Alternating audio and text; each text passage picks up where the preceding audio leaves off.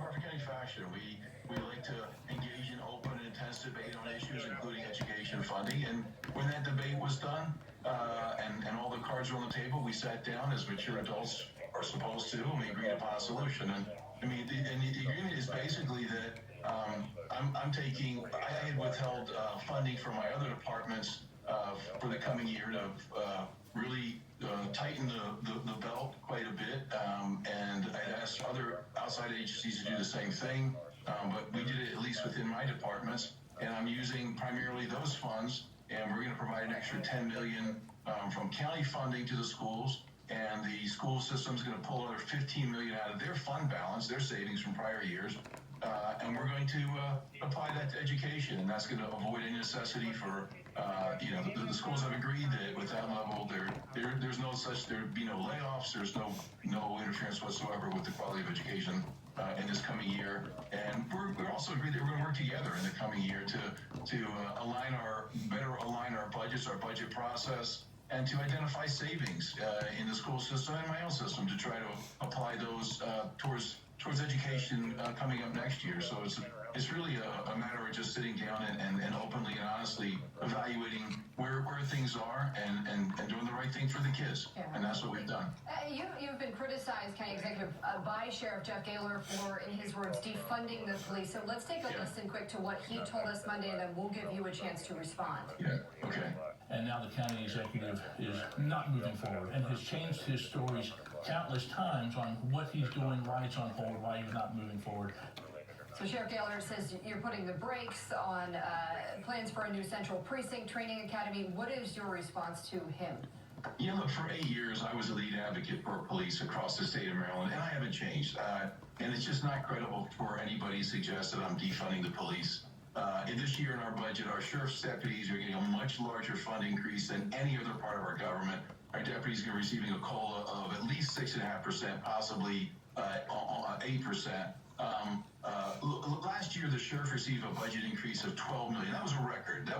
That record increase was twice of any increase that our sheriff's budget has ever been in the history of this county. And I told the sheriff that, look, I can't do that again. I can't give you a record $12 million increase. So look, I was shocked. I was quite frankly shocked when he came back with a proposed budget increase of $28 million, which is more than twice last year's record increase. It's just that's not sustainable without a tax increase in Harford County.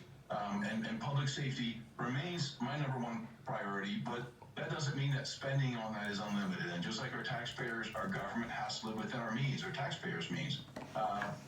The training center, the sheriff's reference, I put that on hold like many capital projects across the county until I get a better feel of where spending's going, where spending needs are going. We're still wrestling with what does Kerwin mean now and in the future. I don't know, but we've got to be careful where we're going.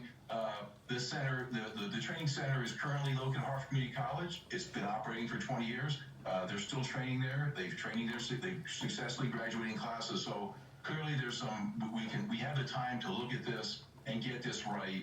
But to move forward with that particular project would add another $3 million per year to my police budget for ongoing for the next 20 years to pay for the debt on that particular center. So look, I want great policing. I fully support the men and women in blue and everything they do, and I stand behind them. But I can't spend more than the revenues we're bringing in, and so we're going to continue to support them. And I know the individual law enforcement officers are pretty happy with the COLA that we gave, and for them, they'd rather see money in their pocket than buildings. So we're going to stand. We're going to keep moving forward. I'm happy to sit down with the sheriff anytime and try to adjust and iron out different, reevaluate priorities as we move forward. And we'll continue to look at this project, moving forward for the summer once they get a better idea of what our revenues are, how are we doing. So,